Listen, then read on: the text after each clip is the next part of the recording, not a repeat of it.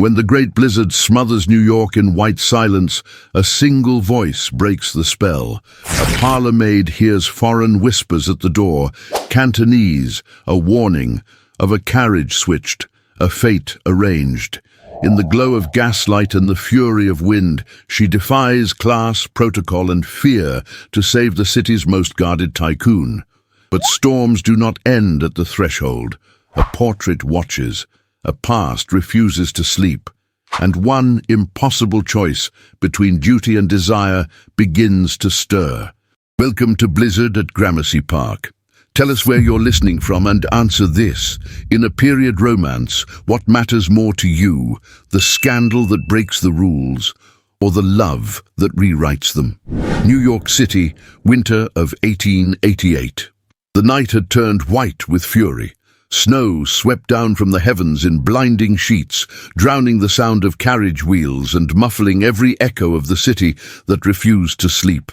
Gas lamps flickered along the empty streets of Gramercy Park, their halos trembling through the storm like the breath of ghosts. The Lock townhouse, its facade of pale stone, its tall iron gates now silvered with frost, stood still against the tempest, a monument of order amid nature's rebellion. Inside, Hattie Doyle pressed her hands against the warmth of the kitchen stove, feeling the ache of another endless day. She had polished the brass rails, folded the linens, and scrubbed the floors until her fingertips were raw. Yet duty in the Lock household knew no mercy from the weather. In the grand hall above, gentlemen still awaited word from their master, and the servants below were to stand ready until the final carriage departed. The blizzard rattled the windows like a warning. From the servants' corridor, Hattie glimpsed the reflection of firelight on marble floors. A cluster of men, 2 foreign guards in dark coats, hired only weeks earlier by Mr. Locke's new business partner, stood near the vestibule door, speaking in low, hurried tones. Their words were foreign to most ears, but not to hers. The rhythm of Cantonese, soft yet sharp, had once filled the air of her childhood neighborhood above a herbalist's shop on Mott Street. She tilted her head, feigning indifference as she dusted a console. The elder of the 2 men spoke first, his accent from the southern provinces, his voice taut with unease. The carriage, not the one we approved. The trace was changed. Do not let the master leave. Hattie's heart stilled. The younger man replied anxiously, "We were told not to question the coachman. Orders came from Mr. Kent's messenger." The names, the urgency, the realization pierced through her like cold iron. Simeon Locke, the master of the house, was about to step into danger. The front door opened suddenly, dragging a roar of wind through the entryway. Simeon himself appeared, tall and commanding in his fur-lined overcoat, his gloved hand adjusting the brim of his black top hat. His expression carried the weary determination of a man who had conquered markets and storms alike. Behind him, the footman struggled to keep the lamp lit. "Tell the coachman we'll take the northern route around the park," he instructed briskly. His voice, deep and resonant, cut through the noise like the strike of a bell. Hattie moved forward without thinking. "Sir," she began, then faltered at her own audacity. The storm howled louder, but her resolve held. "Forgive me, Mr. Locke. You mustn't take that carriage tonight." The footman froze, scandal widening his eyes. The guards turned in unison, surprise flashing across their features. Simeon looked down at her, the corners of his hazel eyes shadowed with fatigue and curiosity. "What did you say?" She swallowed hard. "The sleigh outside is not the one you ordered. I heard them. Your guards. They said the traces were changed." For a long heartbeat, no one breathed. Snowflakes swirled in through the open door, melting against the marble like scattered pearls. The elder guard stepped forward, bowing slightly, his gaze shifting to Hattie. "She understands," he murmured in his native tongue, half to himself. "He has chosen a loyal house." Simeon's brows drew together. "Close the door," he commanded. "No one leaves this house until I say so." The order cracked through the air like thunder. The guards obeyed. Hattie stepped back, her pulse drumming beneath her collar. She felt the sting of cold air still clinging to her skirts, mingled with the fear of what she had just done. A maid, speaking out of turn, could lose more than her position, but her conscience had left her no choice. Within moments, the driver's shouts rose from the street. The horses, spooked by something unseen, bolted forward, only to crash against the gate. The sleigh's harness snapped clean in two, the wood splintering with violent precision. The same trace, Hattie realized, that had been tampered with. The same one meant to carry Mr. Locke to his death. A heavy silence followed. Simeon stared at the wreck through the frosted glass, his jaw set, his breath visible in the frigid air. He turned to Hattie slowly, his gaze unreadable. "You heard their words?" "Yes, sir," she answered quietly. "They were trying to warn you." His eyes lingered on her face, not in anger, but in something far more unsettling. "And you understood them?" "I did, sir. Enough to know the danger." He studied her, as if reassessing every assumption he had ever made about the woman who cleaned his hearth. Outside, the guards exchanged glances of silent respect. Inside, the fire snapped, echoing the faint tremor of tension that neither master nor maid could name. "Very well," Simeon said finally, his voice low, grave. "You have done what no one else dared tonight." He looked toward the window, the wrecked sleigh gleaming under the moonlight like a dark omen. "The city will freeze by morning. We will speak again, Miss Doyle." He turned and disappeared into the corridor, his boots echoing on the marble floor. The guards followed, whispering in their language words Hattie could almost translate, "Saved by courage, saved by chance." When the great door closed and the wind settled into a mournful hum, Hattie stood alone in the vestibule, her apron damp with melted snow. The brass clock struck 10, solemn and steady.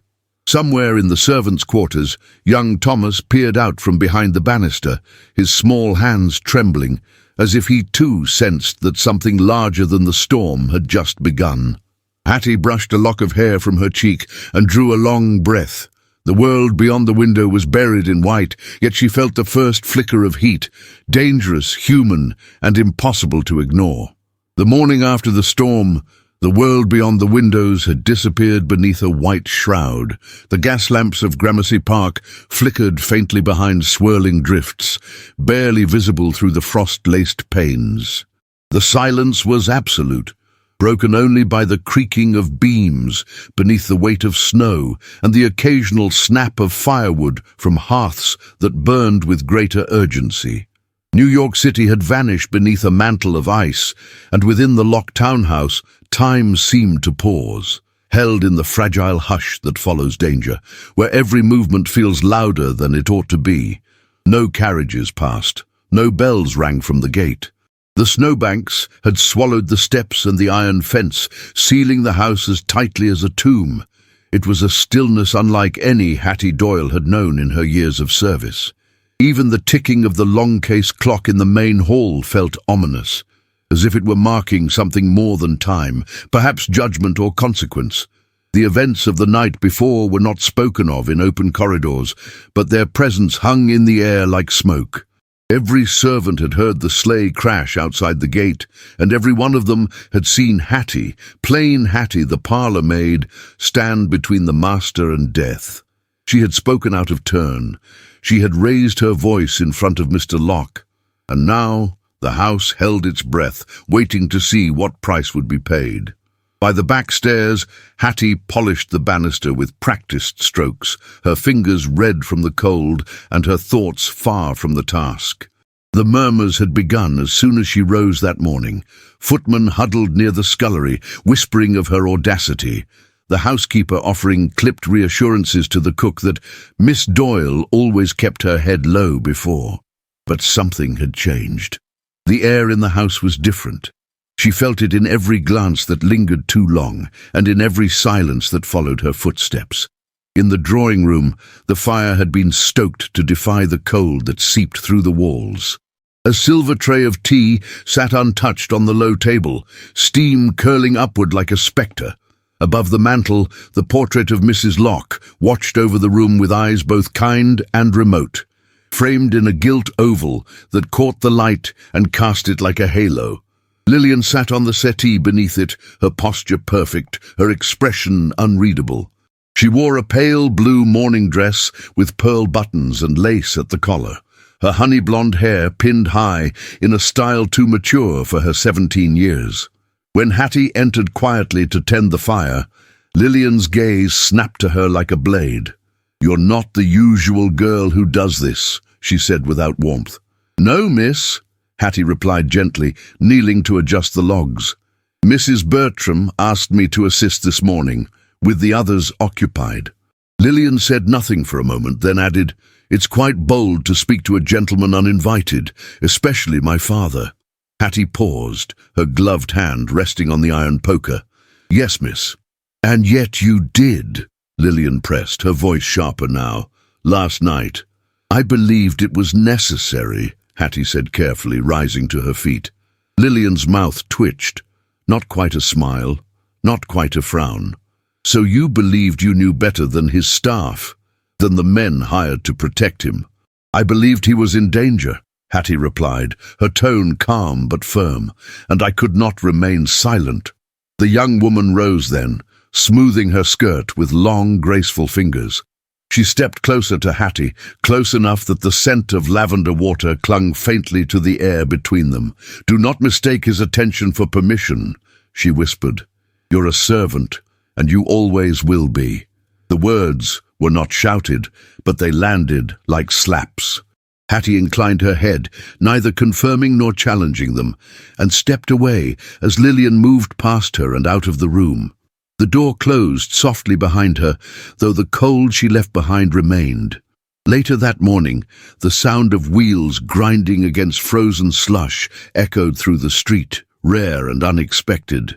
The household gathered near the windows, peering through frost-blurred glass, as a black brougham appeared from the whiteness like an apparition. Its roof was thick with snow, the horses panting and steaming, their breath rising like smoke. A liveried driver jumped down and opened the door. A gloved hand emerged, then another.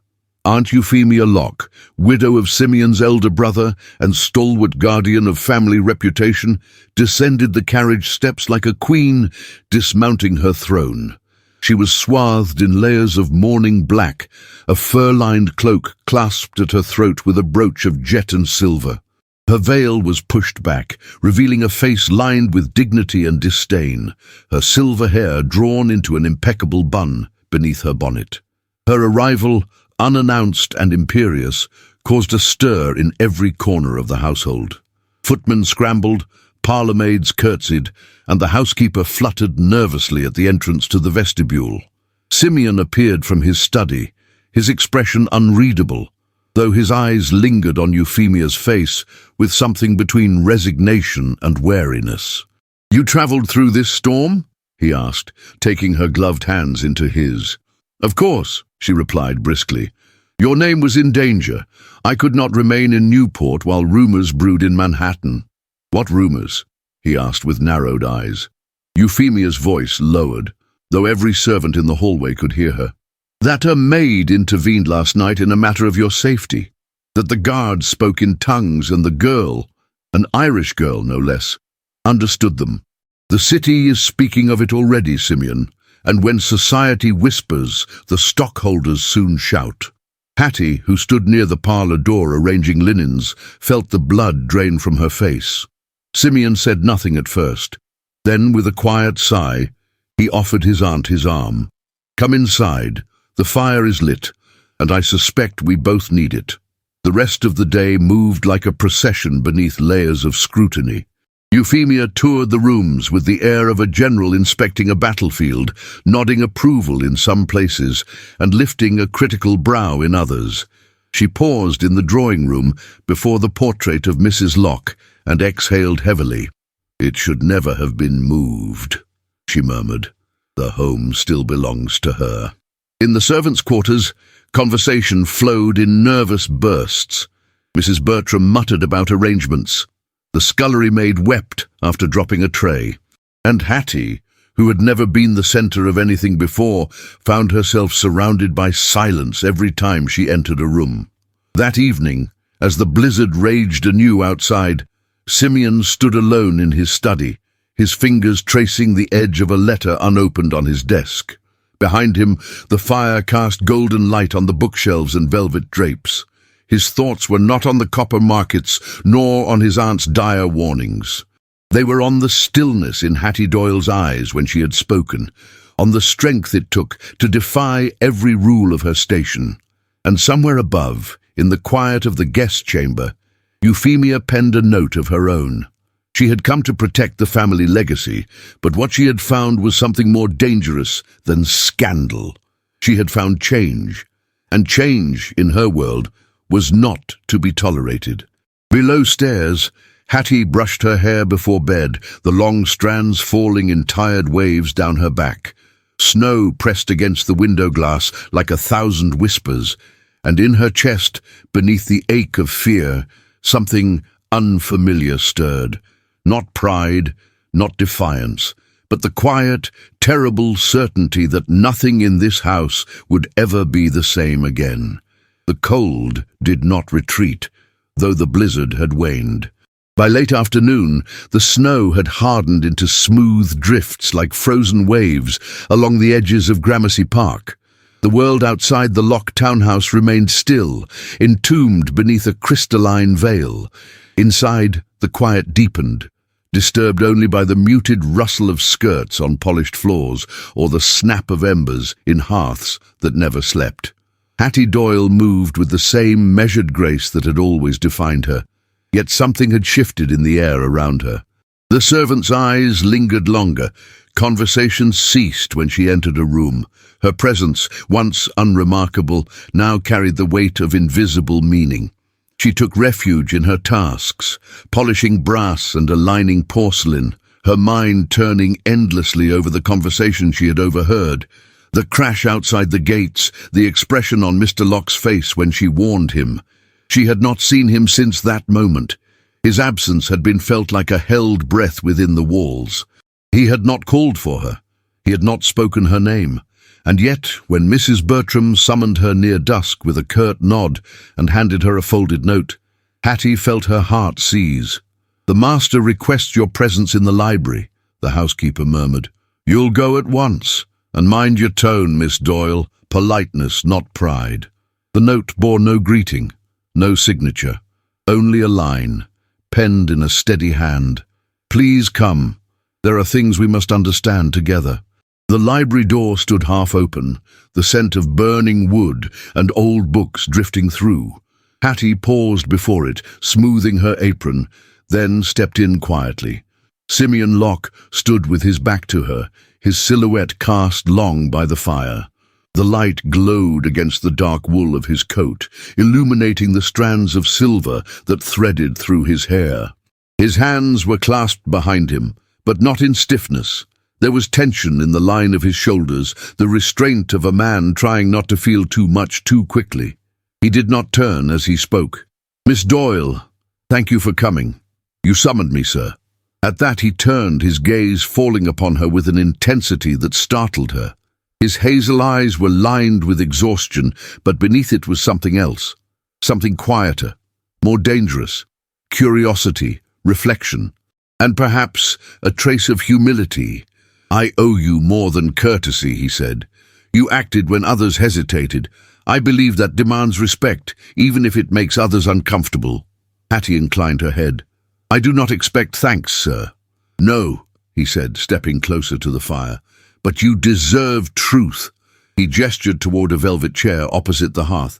"Sit, please." She hesitated only a moment before obeying. The flames danced between them, casting their shadows high upon the bookshelves. Outside the tall windows, the snow deepened into blue.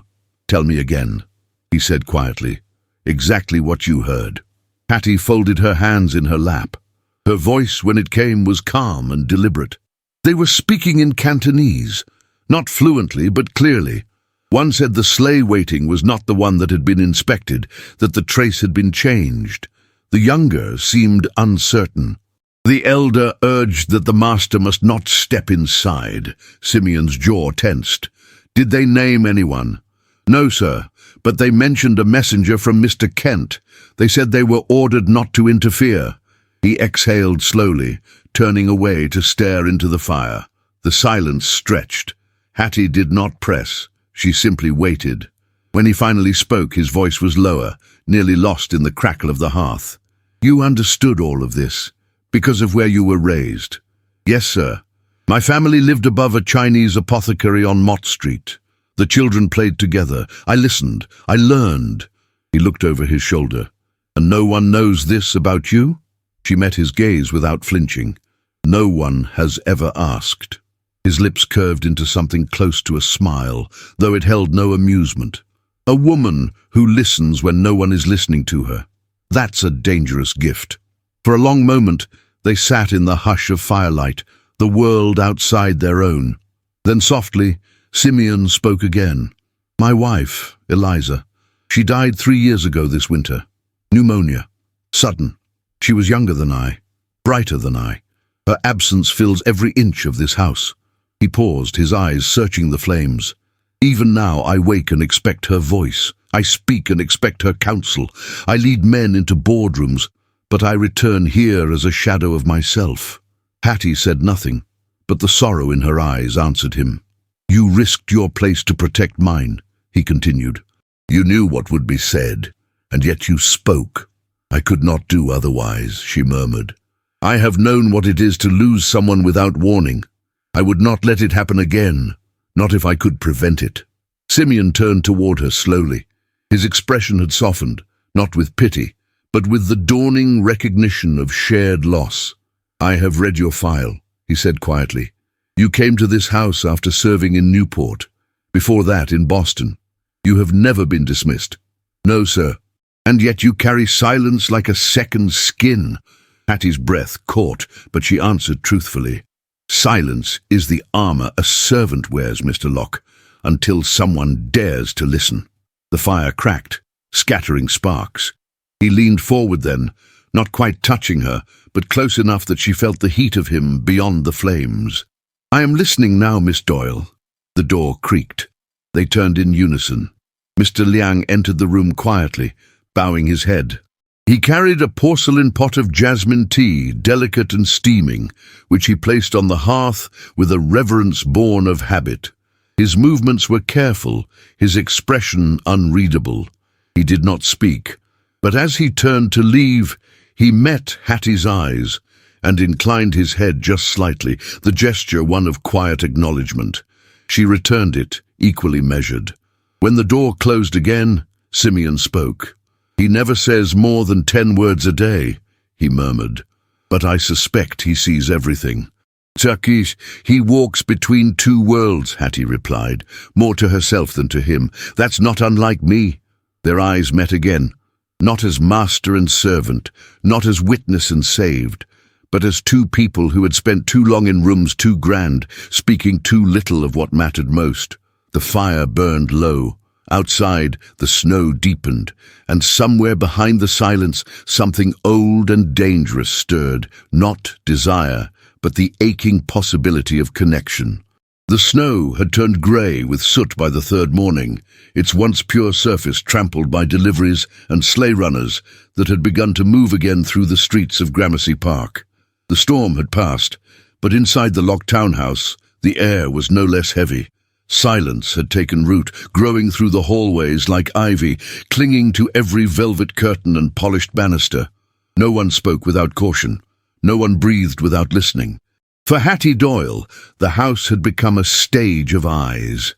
Wherever she turned, someone was watching, footmen pausing mid-task, maids whispering behind door frames, even Mrs. Bertram lowering her voice when giving orders. What had been a quiet life of service had become something else. Something brittle. The ordinary rhythm of sweeping, polishing, and arranging had given way to a dance of suspicion and secrets. That morning she carried a tray of correspondence into the study. Simeon Locke was seated behind his desk, head bent over a ledger, his pen moving with precision and restraint. The light from the tall windows caught in his hair, turning the grey strands into threads of silver. Hattie stood at the threshold, unsure whether to interrupt. He noticed her before she spoke. "Miss Doyle," he said without looking up, "the servants have begun treating you as a curiosity. Do you realize that?" Her hands tightened on the tray. "I do, sir." He leaned back in his chair, setting the pen aside. "It is a dangerous thing to be noticed in this house. My aunt sees everything. So does my daughter." "I've no wish to be noticed, sir." "No," he said quietly, "but you already are." Their eyes met for the briefest of moments before a knock shattered the stillness. The door opened, and Aunt Euphemia Locke entered, as if the room itself had been waiting for her arrival. Her presence chilled the air. She was dressed in black silk, trimmed with jet beading that caught the firelight like shards of glass. Her veil had been lifted, revealing a face carved from discipline, her lips thin, her pale eyes sharp as polished steel. "Good morning, Simeon," she said, though her tone carried no warmth. Her gaze swept over Hattie like a knife before settling on her nephew. "I see you've grown fond of interruptions during business hours." Simeon rose politely, though his jaw tightened. "Aunt Euphemia." Hattie lowered her eyes. "I'll take my leave, sir." "No," said Euphemia, her voice slicing through the air. "You will stay. There are matters best discussed in the presence of all parties." Simeon's brow furrowed, but he gestured silently for Hattie to remain. Euphemia approached the desk with deliberate steps, her gloved hand brushing the surface as though testing for dust. "My dear nephew," she began, "I have witnessed much in my life. Love, folly, ruin. But few things surprise me any more." "Until now?" Simeon said nothing. "This maid," Euphemia continued, turning her gaze to Hattie, "has taken it upon herself to involve herself in family affairs, to interpret foreign tongues, to place herself between her master and peril. Admirable, perhaps, but such acts breed confusion in households like ours."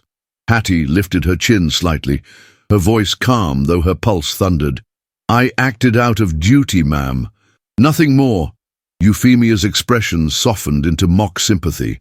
"Duty is a fine word, Miss Doyle, though easily confused with ambition. You have found favor, whether you intended to or not. But understand me clearly, gratitude is not favor, and favor is not permanence." The words struck like blows, each measured, deliberate. Simeon's eyes flickered with restrained anger, but he remained silent. "I've brought a token," Euphemia said, drawing a small envelope from her reticule and placing it on the desk.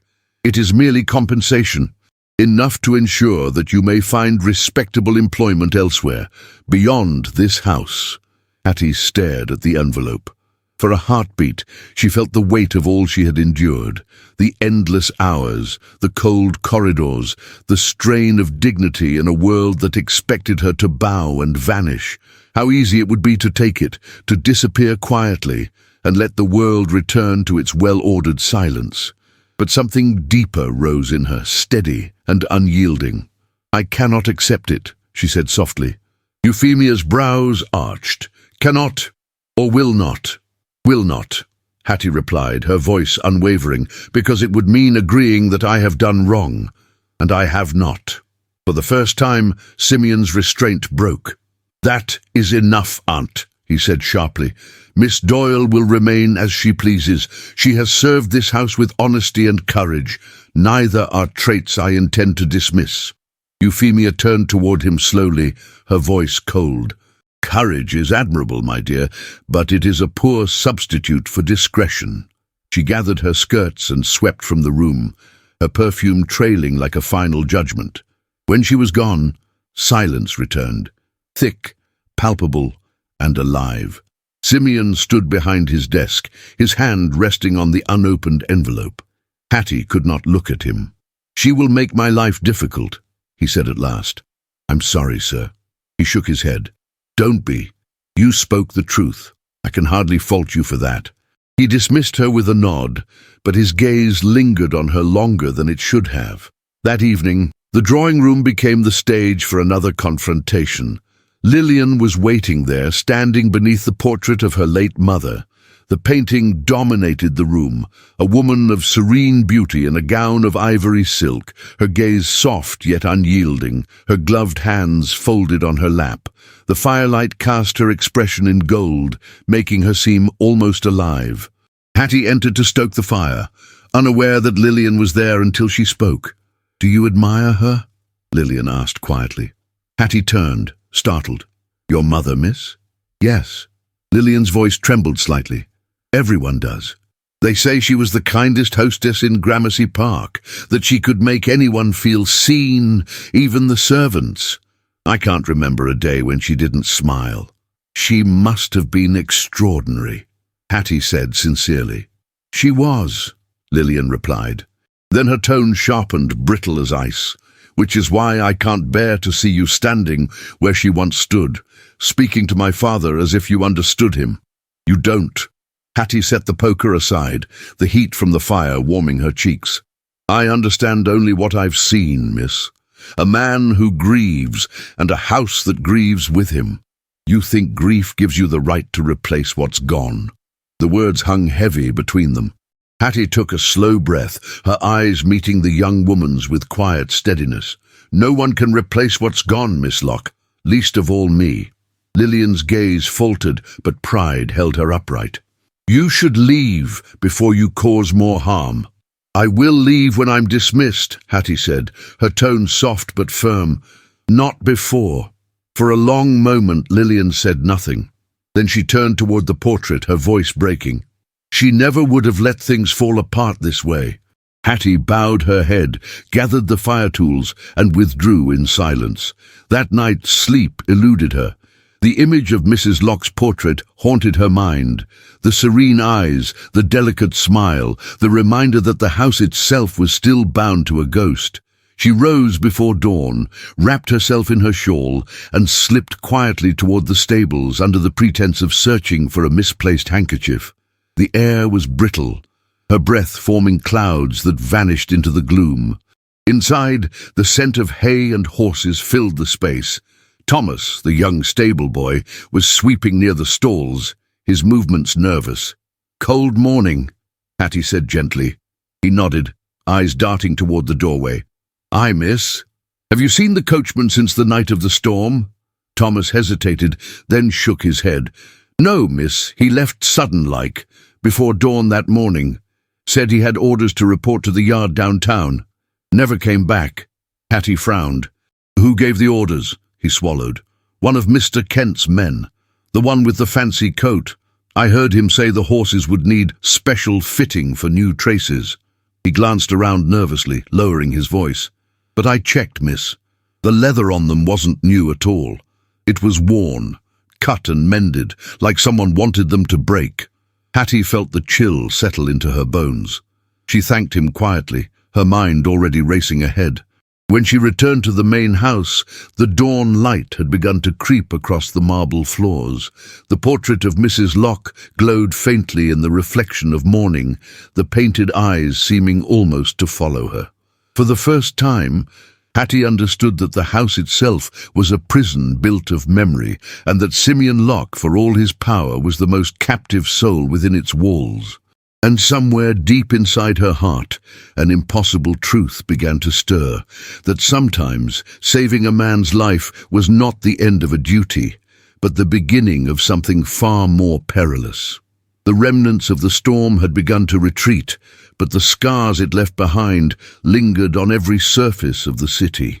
The once immaculate avenues of Gramercy Park now bore the weight of soot-streaked snowbanks, jagged with broken branches and frozen ruts. Gas lamps flickered in the thinning grey air, and carriages resumed their uneasy journeys across the icy cobblestones. Life pressed forward, as it always did in New York, but for those who had stood too close to the storm, nothing felt truly settled. Inside the Locke townhouse, the chill had crept beyond the windows and into the corridors themselves. Despite roaring fires and the clatter of silver trays, an air of tension curled like smoke beneath the chandeliers. Hattie Doyle moved through this atmosphere with silent purpose, her eyes alert to more than dust and disorder. Her world had shifted, imperceptibly yet entirely, and her role in the house, neither servant nor equal, neither witness nor stranger, was now a delicate line she walked with care. That morning, as the city exhaled its first breath of thawed air, Hattie was summoned to the front vestibule. Simeon Locke stood waiting by the door, wrapped in a dark wool overcoat, gloves in one hand, a letter in the other. His posture was rigid, his eyes shadowed but clear. "I'm going to the livery," he said simply. "You'll come with me." Hattie hesitated. "Sir, I need a second set of eyes," he replied, "one that sees what others overlook." She said nothing, only lowered her head and followed. The carriage ride was silent at first. The streets were choked with slush and ice, and the coach swayed precariously with each turn. Through the frosted glass, the city loomed, rows of brownstones smudged with soot, shop windows glazed with frost, lamplighters working quickly before dusk. Hattie sat across from him, her hands folded tightly in her lap, her gaze avoiding his. Simeon spoke at last. "Do you believe in coincidence, Miss Doyle?" Her eyes met his, cautiously. "Not in houses like ours." He gave a dry huff of agreement, but his expression held no amusement. "Neither do I." The livery on the Lower East Side smelled of horse sweat and damp leather. The stable hands looked up in surprise as the carriage pulled in, their caps flying to their hands when Simeon descended. His name, his posture, the weight of his tailored coat, all of it commanded deference without a word. But it was Hattie they watched as she followed him, her plain cloak dusted with ash and snow, her presence beside the copper magnate raising more than one eyebrow. The foreman, a thick-set man with a butcher's hands and a wary smile, led them to the rear stable where the sleighs were kept. "This is the one sent to your address," he said, gesturing to a vehicle draped in canvas. "Used only once since the storm." Simeon pulled back the canvas with a swift movement. The sleigh beneath was handsome, dark mahogany with brass trim, but the left trace had been replaced. The leather was of poor quality, cracked and hastily patched. "Why wasn't the proper sleigh used?" Simeon asked, voice sharp. The foreman hesitated. "There was a change. A last-minute order. Man came down with instructions, said it came from your offices." "Who?" "I didn't catch a name, sir. Well-dressed, spoke quick, had the proper seal." Hattie moved forward, her gloved fingers brushing the damaged trace, her brow furrowed. "This is not new leather. It's been scored, on purpose." Simeon looked at her. "You're certain?" "I've seen enough broken harnesses to know the difference between wear and sabotage." He turned to the foreman. "Where's the original coachman?" "Gone," the man replied. "Said he was summoned downtown. Left before sunrise, never returned. We assumed it was business." He scratched the back of his neck. "Is there trouble, sir?" Simeon gave a thin smile that did not reach his eyes. "Only if this conversation leaves this room." As they stepped back into the city air, Hattie could feel the weight of his thoughts pressing down on his shoulders. He offered her his arm as they crossed an icy patch of street, an instinctive gesture, not of gallantry but of trust. Back in the carriage, he leaned his head against the window and exhaled. "Someone meant for me not to arrive at my destination," he said quietly, "and they went to great lengths to ensure I didn't question it." Hattie's voice was low. "You suspect Mr. Kent. I suspect everyone." His gaze found hers, steady and unflinching. "But his ambition is loud enough to rattle porcelain. This smells of him." They returned to Gramercy Park as dusk crept across the skyline, turning the windows of the townhouse to gold. The footman opened the doors with more formality than usual, their expressions stiff, careful. It had not gone unnoticed that Mr. Locke had taken a maid into public view, and in a city like New York, the tongues of society were never silent for long. Inside, the house was dim, the lamps casting long shadows down the corridors. Hattie made her way toward the service wing when she passed the drawing room and caught sight of Mr. Liang. The guard stood near the hearth, a folded newspaper in hand. As she watched, he tore out a single page and slid it carefully into the inner lining of his coat. The movement was fluid, practiced, done with the quiet assurance of someone who had done such things before. Their eyes met across the room. He bowed slightly, not in apology, not in shame, but in recognition. That evening, the household dined behind closed doors, the ticking of the parlour clock the only sound beneath the silver cutlery. Simeon ate little. Euphemia did not speak. Lillian stared at her plate, the firelight casting shadows across her downcast eyes. After dinner, Simeon retreated to his study. Hattie returned to her quarters, but found herself restless, the unease of the day still clinging to her skin like coal dust. She climbed the narrow staircase to the upper landing and paused before the door of the library. Light shone from beneath it. She hesitated, then turned away. In the morning, the household awoke to fresh tension. Mr. Darius Kent had arrived. The drawing-room seemed to shrink beneath his presence. Tall, sharply dressed, with hair too dark for his age and a smile carved from ambition, Kent strode into the house as if it belonged to him. He clasped Simeon's hand too tightly and dismissed Lillian with a nod that barely qualified as acknowledgement. "You're hard to find these days," Kent said with mock reproach. "I thought perhaps the storm had frozen your sense of opportunity." Simeon's expression was cool. "On the contrary, it sharpened it." Kent chuckled, sinking into the settee like a man claiming territory. "Then let's speak of copper. The merger is ripe. If we don't strike now, the Belden Syndicate will devour the Pacific contracts." Simeon poured himself a drink. "And you would have me sign blind, without review?" Kent waved a hand. "We've reviewed. This is the Gilded Age, Simeon. Caution is a language for bankers. You and I, we're industrialists. We shape empires." Simeon's jaw tightened, but he said nothing. Hattie, dusting the edge of the hallway nearby, could feel the force of the moment pressing through the walls. She heard none of the numbers, but all of the meaning. Darius Kent was not merely a partner, he was a predator. That evening, as she lit the lamps in the main parlour, her fingers trembled just slightly. The light flickered over the walls, over the faces of portraits and mirrors and polished wood. The truth was rising, like smoke through the rafters. And in its heat, something else had begun to burn. A fire that had nothing to do with coal or candles. It was the fire of knowledge, of danger, and of a connection that could no longer be denied. The cold had not entirely loosened its grip on the city, but inside the locked townhouse it was not the chill of winter that set the staff whispering behind doors and scurrying down staircases with sudden urgency. It was the murmur of something far more corrosive than ice, something quieter than footsteps on polished floors. Rumour. It slipped through the parlour like a draught, invisible and sharp, curling around banisters and under locked doors. It spread from glances exchanged in the scullery to half-heard conversations in the hallways, and though no one said her name aloud in front of her, Hattie Doyle felt the weight of it in every silence that bloomed when she entered a room.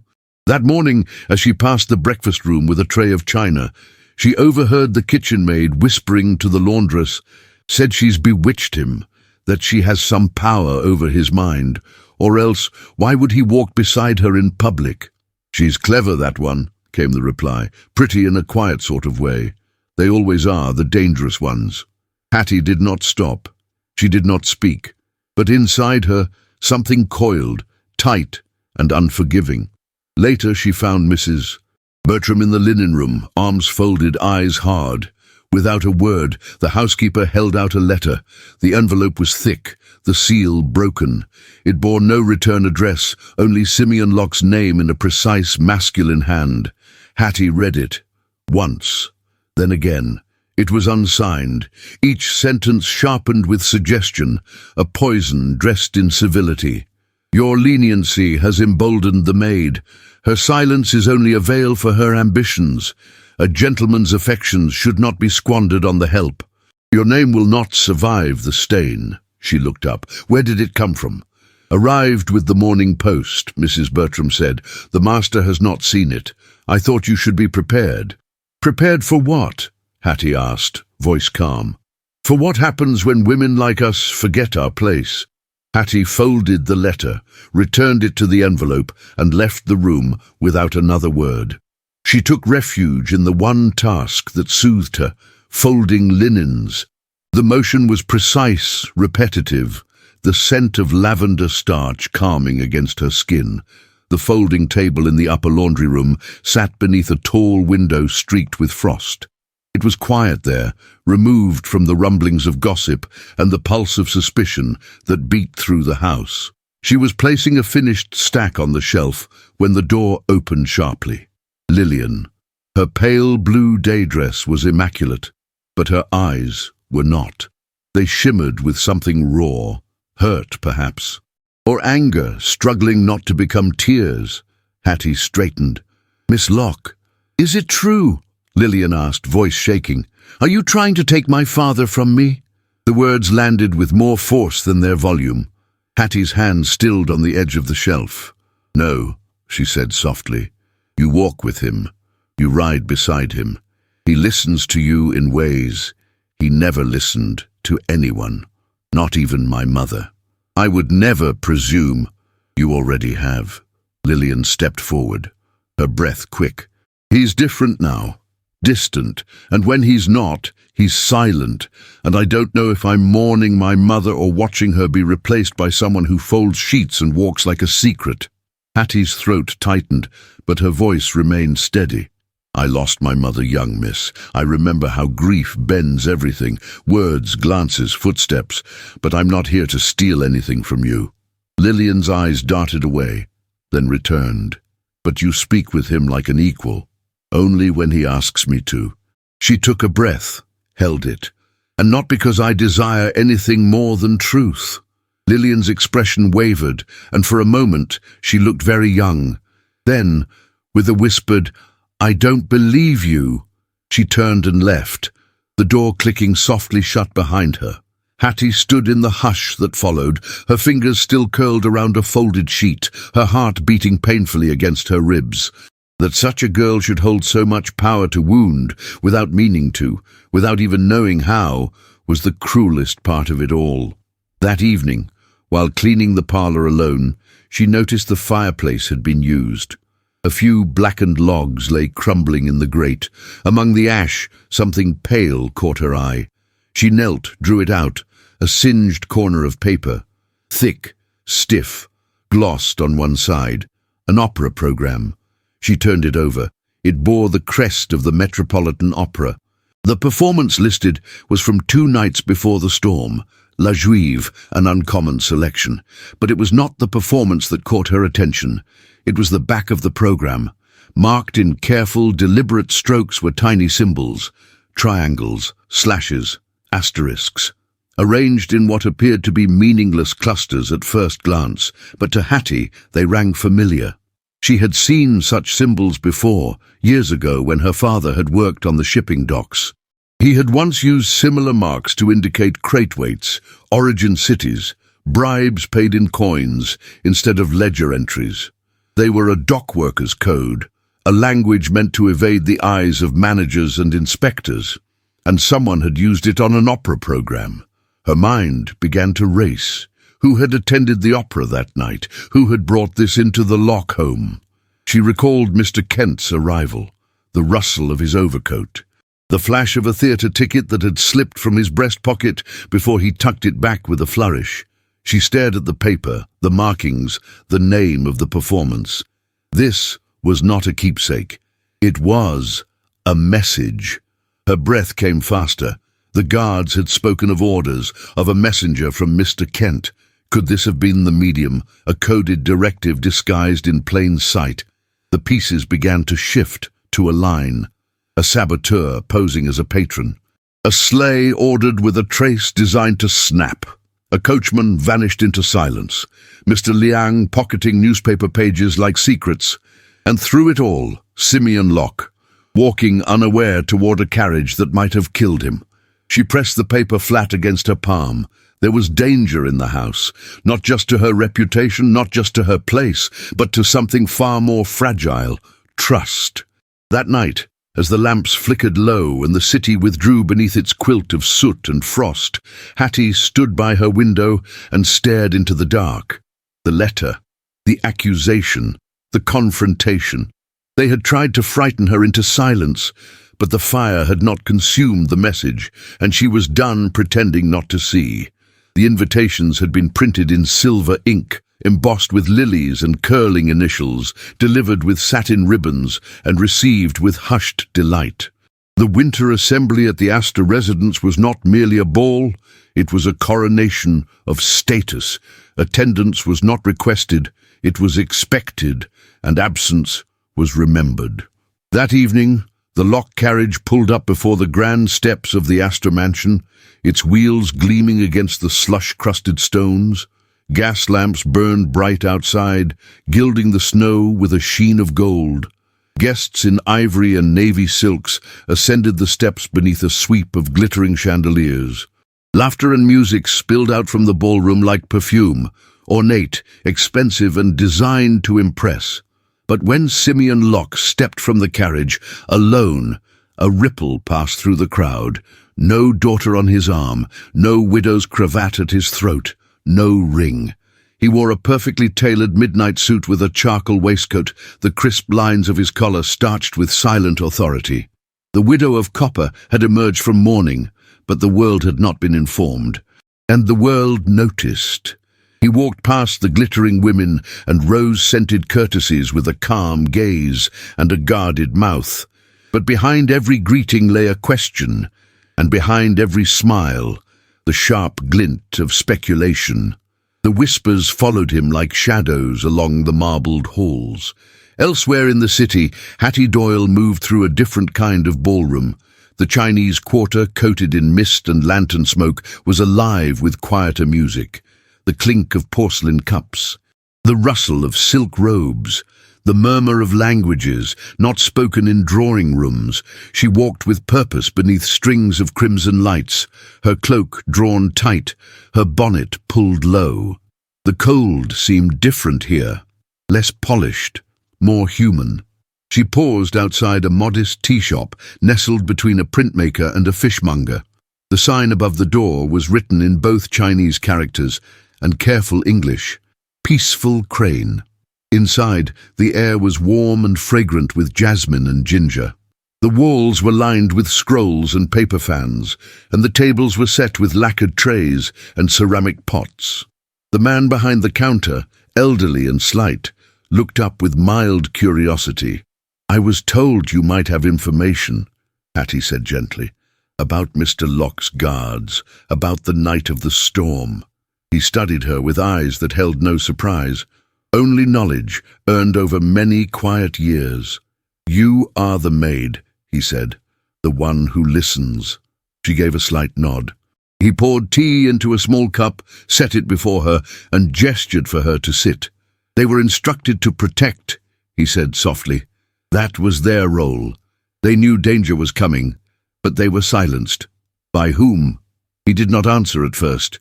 Then he reached beneath the counter and drew out a small envelope, aged and folded many times. Inside was a list, dates, names, delivery codes. The ink was fine, the strokes neat. Every column bore a pattern. "I cannot name him," the shopkeeper said. "But one of Mr. Kent's men came here often. He paid for silence, not protection." Hattie scanned the document. Among the entries was the carriage order for the night of the storm, marked with a distinct triangle beside it, just like the symbols she'd seen on the opera program. As she rose to leave, the shopkeeper placed a hand on hers. "You walk a narrow path," he warned, "between power and truth. Be careful not to fall between them."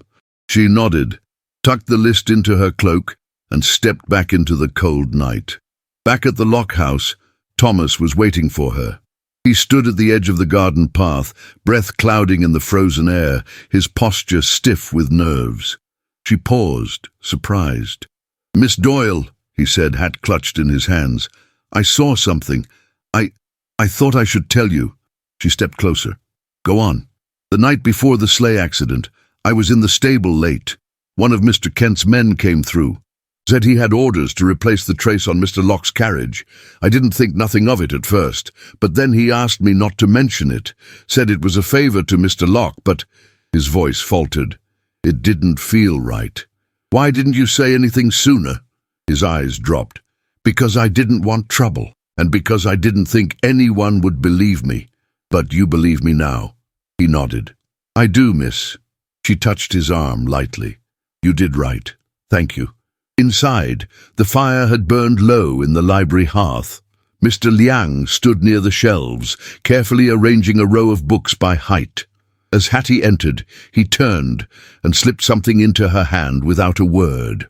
A folded page from that morning's newspaper, marked with pencil lines, circling an article about copper trade disruptions and international mergers. He said nothing, but his eyes were steady. Hattie's fingers closed around the paper. At that moment, Simeon was standing beneath a chandelier at the Astor mansion, refusing champagne and watching the waltz begin without him. He had danced many times before, at weddings, at galas, at state dinners. But tonight, he could not bring himself to step forward. The music swelled, couples turned in practiced arcs, but for Simeon, the room felt hollow, ornate, predictable, and entirely without meaning. He took his leave before midnight. As he stepped outside, snow began to fall again, soft and slow. It clung to the brim of his hat, settled on his shoulders. He looked up into the hush of it, and for the first time in many weeks, he did not feel watched. He felt alone. Back home, Hattie stood at the window of her small room, the list from the tea shop in her hand, the firelight flickering behind her. Below, she saw the carriage return. She saw him pause before the front door, his figure motionless against the glow of the lantern. She did not move, and he did not look up. But somewhere between the falling snow and the crackle of danger in her hand, something passed between them anyway. A truth not yet spoken, a waltz not yet danced, and a fire not yet lit, waiting quietly to begin.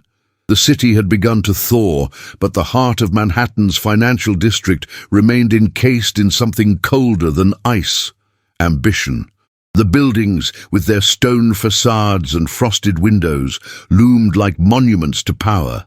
Within them, fortunes were negotiated in whispers, alliances struck with a tilt of the head, and reputations shattered with a glance too long or a silence too loud. It was in one of these buildings, on the second floor of a private office overlooking Wall Street, that the Locke Copper Company would face its reckoning. The boardroom was austere, panelled in dark oak and lined with oil portraits of long-dead founders, whose stern gazes seemed to watch the proceedings with silent judgment.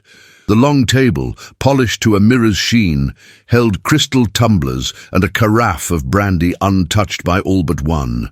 12 chairs surrounded it, each filled by a man whose cufflinks cost more than a servant's yearly wage. Simeon Locke stood at the head of the table, flanked not by lawyers or secretaries, but by quiet resolve.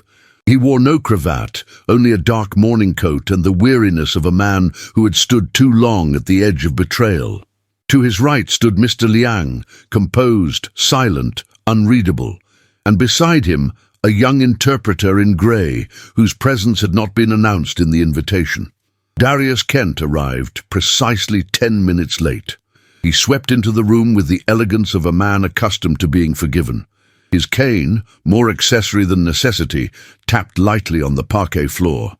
He smiled as he greeted each man by name, his voice warm, his coat brushed free of lint. But when he saw Simeon, his eyes narrowed, just enough to betray him. "Well," he said lightly, settling into his chair, "I assume we're here to finalize our position with the Pacific contracts. The Belden Syndicate expects a response by Thursday." "No," Simeon replied. "We are here to address something else." Kent's brow arched. "Oh?" Simeon's voice remained calm. "I've asked Mr. Liang to speak today. Through translation." Laughter rippled around the table. One man coughed into his glove. Another glanced at the door as if to confirm it was still there. "A bodyguard?" Kent said, smiling thinly. "You've brought a servant to speak before the board?" Simeon's jaw tightened. "A witness." The interpreter stepped forward. Mr. Liang inclined his head and spoke, his words measured and deliberate. The young man translated without inflection. "Mr. Liang says, on the night of the snowstorm, he and his associate were instructed by a man claiming to represent Mr. Locke's interests. This man spoke in Mandarin and presented a note bearing Mr. Kent's insignia.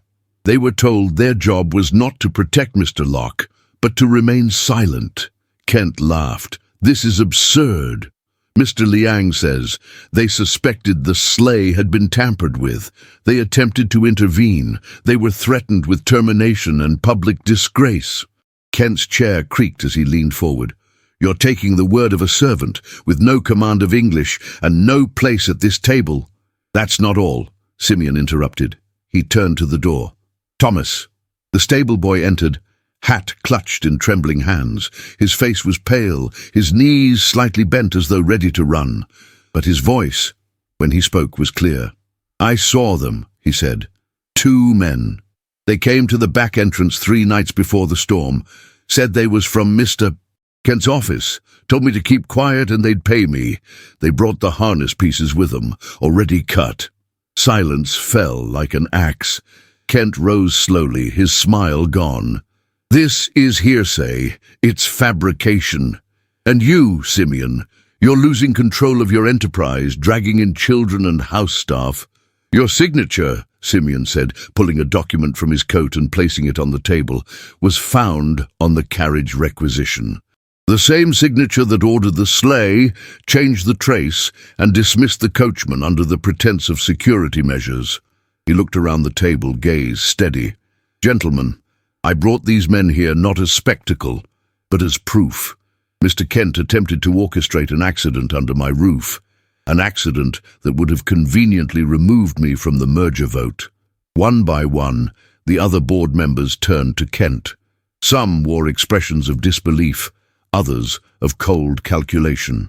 Kent's lips parted, but no words came. A voice spoke from the end of the table. "I move for Mr. Kent's removal from the board." "I second," came another. The vote was swift. 11 hands raised. Simeon did not raise his. He simply stared at Kent, whose colour had drained from his face. When the meeting adjourned, Kent was escorted out without ceremony. The brandy remained untouched. The room emptied like a breath held too long, and the portraits watched in silence as the door closed behind them all. Simeon lingered. Mr. Liang stepped forward, bowed, and said something soft in Mandarin. The interpreter translated. "He says, 'The truth is heavy, but now it can be carried without shame.'" Simeon's throat tightened. "Thank him." Then he turned to Hattie. She had waited in the outer office, unnoticed but entirely aware. When he looked at her, something passed between them, something unspeakable in the language of business or propriety. She nodded once. That was enough. But the victory was short-lived. By the time they returned to the townhouse, Euphemia was waiting. She stood in the parlour like a monument carved from judgment. Her morning gown was immaculate, her gloves spotless, her face hard as cut glass. "I heard what transpired," she said. "It seems your maid has become a crusader." "She is no ordinary maid," Simeon replied. "No," Euphemia agreed, "and that is precisely the problem." She turned to Hattie. "You have risked everything to defend this house, and now, for the good of that same house, you must go." Simeon stiffened. "She has done nothing wrong, and yet she has cost you everything. Reputation, peace. The eyes of society are not blind, Simeon. They are cruel, and they do not forgive what they do not understand." Hattie did not flinch. "I will leave," she said quietly, "if that is what is required." Simeon turned to her, his eyes filled with something fierce and wounded. "You don't have to." "I know," she said gently, "but I will." Euphemia nodded once. "She has more dignity than you credit her for." Hattie left the room. Simeon did not speak. His hands clenched at his sides, but his eyes never left the space she had occupied, and though nothing more was said, The silence was not one of defeat.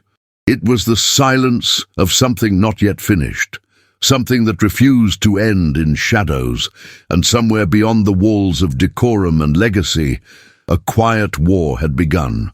A war for truth, for worth, and for a love that would not be dismissed. The weeks that followed Hattie Doyle's departure were defined not by storms, but by silences. In the locked townhouse on Gramercy Park, the snow had begun to melt, but the air inside remained colder than the wind that rattled against the windows.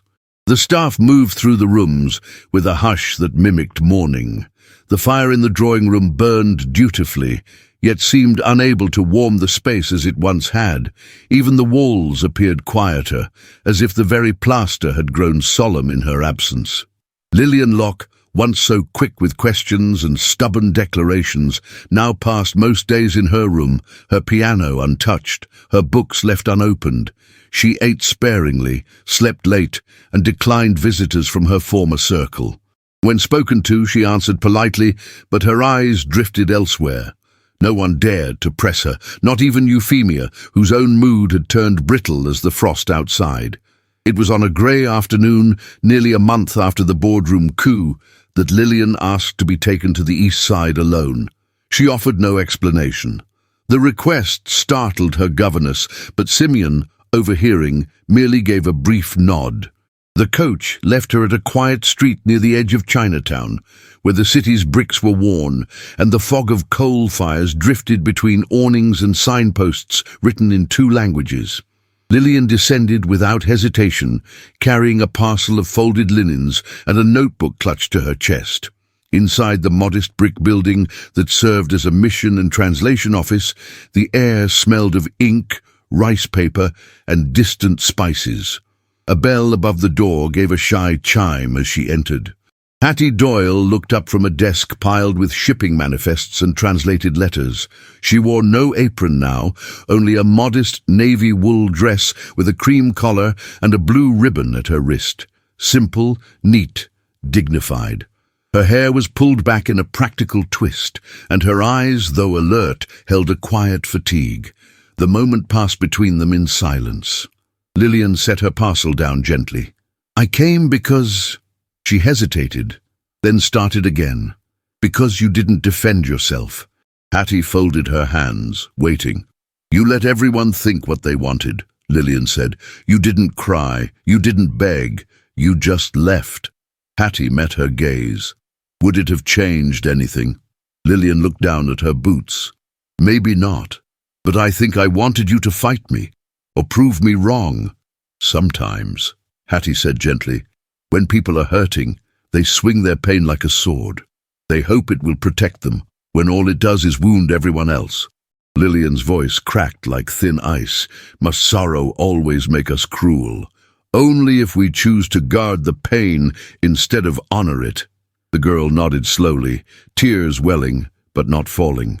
She reached into her coat pocket and held out a small drawing, a charcoal sketch of a woman standing by a hearth holding a letter.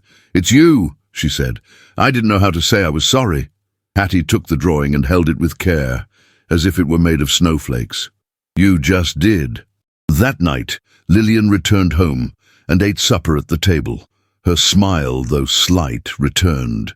She asked the housekeeper about the garden, and for the first time in weeks, she opened the piano lid. Meanwhile, Simeon Locke found excuses to linger near his study windows longer than usual. He did not speak of Hattie, but her name weighed behind his lips like an unfinished sentence. His papers remained untouched, his thoughts scattered. Darius Kent had been removed from the board, the merger halted, and the business stabilized. But nothing within him had quieted. His life was no longer at risk, and yet he felt less alive than ever. Late one morning, beneath the pretense of visiting a charitable partner, Simeon's carriage rolled slowly through the narrowing streets of Chinatown. He disembarked without an aide, coat buttoned, gloves on. He stood for a long moment before the modest door of the mission building, watching a group of boys sweep snow from the steps. Inside, Hattie was bent over a ledger, translating figures from Cantonese script into English. She didn't look up at first, but she felt it. The shift in air, the heat of a presence not born of coal or steam. "Simeon?" she said softly, raising her eyes. He removed his gloves slowly. "I thought I might inquire about the relief project for the docks. Mr. Shung said you were overseeing the translation petitions." She gestured toward a half-filled tray. "They're here. Not urgent, but overdue." He stepped closer, fingers brushing the edge of the desk. "You've organized this beautifully. I had help." "Still," he said, voice low, "it suits you. This place. Your mind belongs to more than housework." Her mouth softened, uncertain. "I've always known more than I was allowed to speak." Their eyes held. Outside, the sky hung overcast, but inside, the room felt touched by a light not entirely natural. He sat down across from her. For several minutes, they reviewed the forms together, signatures, ages, shipping codes, family histories, yet the rhythm between them was not clerical. It was intimate, hesitant, like the first notes of a song neither of them had ever dared to hum aloud. Hattie spoke little, but listened closely. Simeon answered her questions, yet watched her mouth form them as if studying a language he was just beginning to understand. When the papers were nearly done, she reached to stack them, and the ribbon at her wrist slipped into view. A thin satin strip, the color of winter berries, bright, unrepentant, alive. He looked at it, and then at her. His hand moved, not boldly, but with the certainty of a man who had considered the gesture many times and had only now found the right moment. He touched the ribbon gently, letting his fingers graze the pulse of her wrist. She did not pull away. The silence between them deepened, not with discomfort, but with recognition. Neither spoke. There was no need. Outside, the snow began to melt in earnest. Droplets gathered along window panes and fell in long, slow streaks, as if the city were weeping itself clean. Simeon stood at last. "I won't pretend this visit was purely professional." "I never believed it was," she replied. He nodded, silent once more.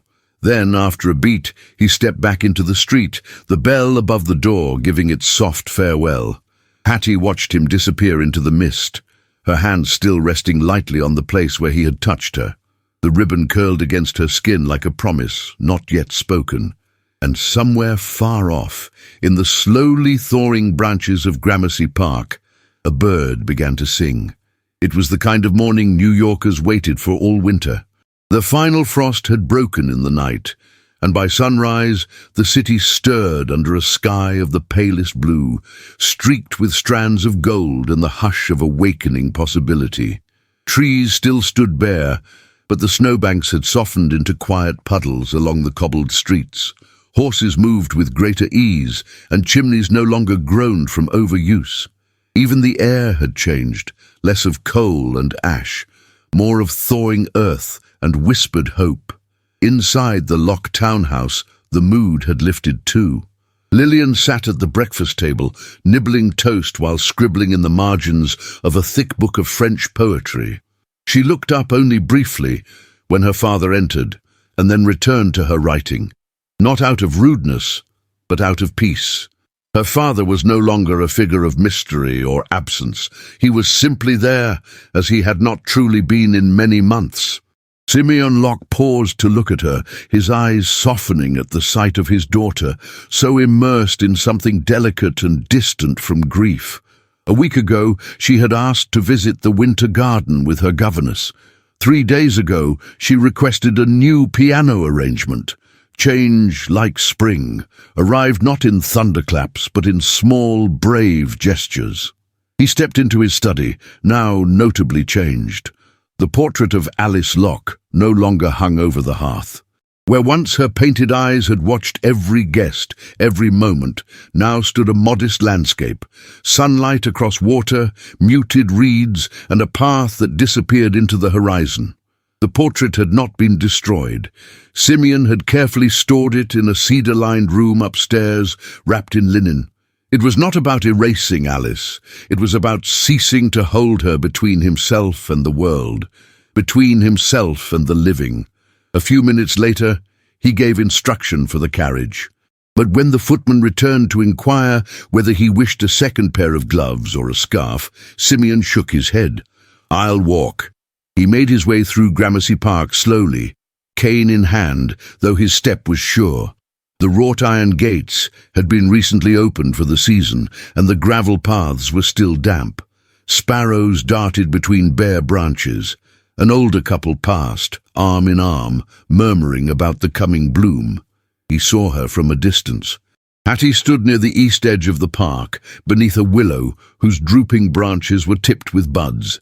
She wore a deep grey coat with a lavender lining, the ribbon at her wrist still present, as if nothing, not weather nor disapproval, could undo that thread of colour she allowed herself.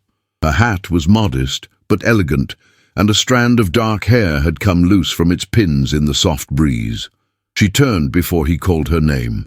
Perhaps she had sensed his presence, or perhaps she had hoped. They met near the bench where the pigeons often gathered in warmer months. It was too damp to sit. "Good morning, Mr. Locke." He took a breath. "Only if you'll call me Simeon." A faint smile curved her lips. "Then good morning, Simeon. I was hoping," he began, his voice unusually rough, "that you might walk with me a while." "I have some time," she said, looping her gloved hand through the crook of his arm. They walked in silence at first. Around them the city yawned into motion. A newspaper boy cried out near Lexington. Carriages rolled cautiously, wheels sloshing through the melt.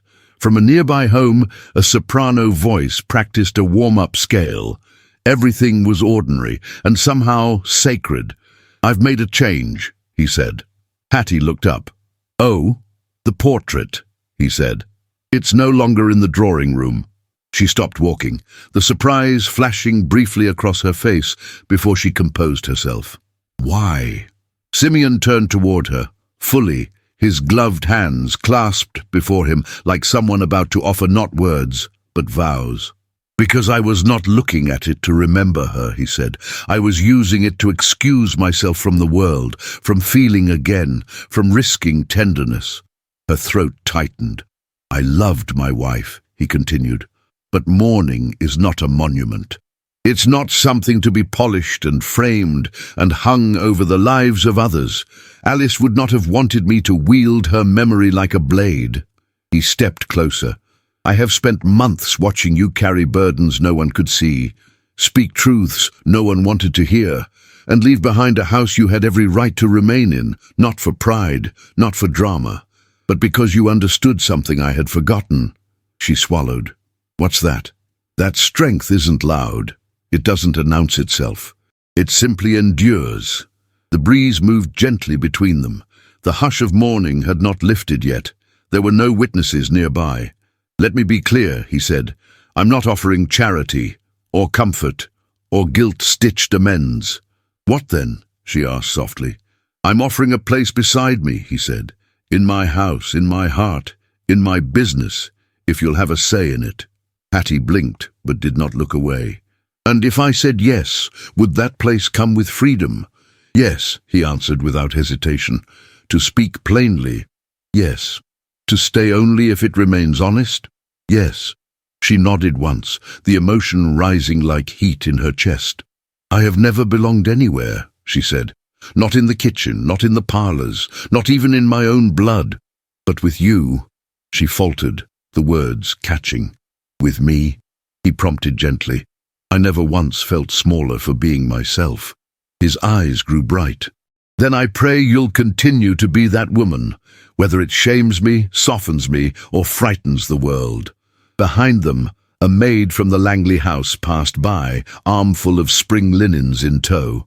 She slowed at the sight of them, Hattie Doyle and Simeon Locke standing close, unsupervised, uncaring of the hour or the eyes. Hattie looked to Simeon. "People will talk. They already do." She hesitated, then let out a single breath, one that seemed to lift years from her spine. "Then let them speak truth for once." And with that, he leaned forward, not abruptly, not possessively, but with the grace of a man who had waited to love with his whole name, not just his title. Their lips met, as the church bell tolled the 9th hour. It was not hurried, not hidden, not apologetic. It was daylight, it was declaration. A few paces away, a butler returning from errands paused in surprise. A child on a tricycle froze mid-pedal. In the second-floor window of a townhouse across the park, Lillian Locke, watching from behind lace curtains, smiled and said nothing. For the first time in many months, the quiet around Gramercy Park did not feel like mourning. It felt like music holding its breath, and then, at last, releasing it. New York, spring of 1892. The world had changed more than anyone could have predicted. The city, ever ravenous, had climbed higher. New buildings of steel and glass pushed up toward the clouds. Electricity buzzed through certain avenues. Streetcars rolled with confidence where horse-drawn carriages once ruled. And the great families of Manhattan, those who whispered behind fans and built fortunes on smoke and steel, had begun to shift too, slowly and unwillingly, like ancient trees creaking before a storm. Yet in Gramercy Park, some things remained constant. The Locke residence stood as it always had, sturdy, elegant, unshaken. But inside, the air had changed. Where once silence and sorrow echoed through the halls, now laughter lived in corners, and music drifted from a parlor that no longer belonged to ghosts. Simeon Locke, now greyer at the temples and more willing to show the tiredness behind his eyes, still walked each morning through the park with a cane he rarely needed. His stride was slower, but his gaze clearer, softened by a life lived truthfully rather than carefully. Beside him, Hattie moved with quiet confidence, not as a maid, not as a curiosity, but as a woman fully seen. They had married not long after that day in the park. The ceremony was modest, with only a few close allies in attendance, Mr. Liang among them, having taken employment in a shipping firm where his linguistic gifts were finally recognized. Thomas, grown taller and broader, stood proudly beside Simeon as an apprentice clerk, no longer just a stable boy, but a young man with ink on his fingers and ambition in his eyes. The scandal had not been small. Euphemia never returned. Darius Kent, disgraced and cast out from the Copper Consortium, had vanished into a shadowy web of Western speculation. Rumors of his ruin spread faster than the truth ever had, but he was never seen in New York again. Lillian, in time, learned to breathe in a home where her mother's memory was honored but no longer worshipped. She studied at a women's academy in Boston, returning each holiday with ideas too large for a drawing room and hands stained with ink. She grew fierce, proud, and wonderfully difficult. Once, when asked by a visiting matron how she could bear her father marrying a servant, she replied, "My father married a woman with a spine made of iron and a heart made of silk. What did yours marry?" Hattie had become more than a partner to Simeon. She managed accounts, corresponded with foreign clients in their native tongues, and helped establish a foundation that funded scholarships for Chinese-American students, something unthinkable 4 years before. Yet her greatest accomplishment could not be measured in letters or ledgers. She had taught a house to live again, not just with words or plans or polite civility, but with warmth, with touch, with the bravery of allowing each day to matter more than yesterday's wounds. And still, even after 4 years, Simeon reached for her hand with the same reverence with which he had first touched the ribbon on her wrist. That spring afternoon, as cherry blossoms drifted across the pavement and sunlight spilled through the iron gates of Gramercy Park, the couple sat on their usual bench. They spoke little. They had learned that the truest intimacy needed no parade. A breeze caught the brim of Hattie's hat. Simeon turned to her and smiled the way he always had, like a man still surprised by joy. "Do you ever think," he asked, "what might have happened if you hadn't overheard those guards that night?" She paused, looking out at the trees, remembering the snow, the firelight, the house that once breathed only grief. "I don't," she said at last, "because we were always meant to find the truth, even if it had taken a different storm." He nodded. In the distance, a church bell rang. They didn't rise immediately. They let the moment linger, let it steep, let the city, vast and changed, swirl around them without pulling them away from each other. For love, they had risked name, comfort, and certainty. And for love, they had gained not just each other, but themselves. The world would continue changing, always faster than the heart could follow. But here, in this quiet corner of the city that once trembled under ice, the truth held firm. Some storms don't destroy, some storms clear the way. If you've made it to the end of Blizzard at Gramercy Park, you know this wasn't just a love story. It was a story about courage, the quiet kind, the kind that speaks up in the shadows, that refuses to bow to silence, that chooses dignity over comfort and love over fear. Hattie and Simeon taught us that even in a world built on walls, of class, of language, of grief, it's possible to tear one down, not with scandal, not with noise, but with truth, with patience, and with the unwavering belief that two people can build something beautiful on the ruins of what once was. Let this story remind you, even in the coldest seasons, the heart remembers how to thaw. If this journey moved you, made you reflect, or simply kept you company for a while, tell us in the comments. We'd love to know what moment stayed with you most. And if you reach the end, write resilience below, so we know you were here, until the final page. If you feel called to support the storytellers behind these period dramas, we'd be honored to receive a super thanks in any amount you wish. Every token of appreciation helps us keep these timeless romances alive, one story at a time. And if a super thanks isn't possible right now, sharing this video with someone who loves powerful love stories is just as meaningful.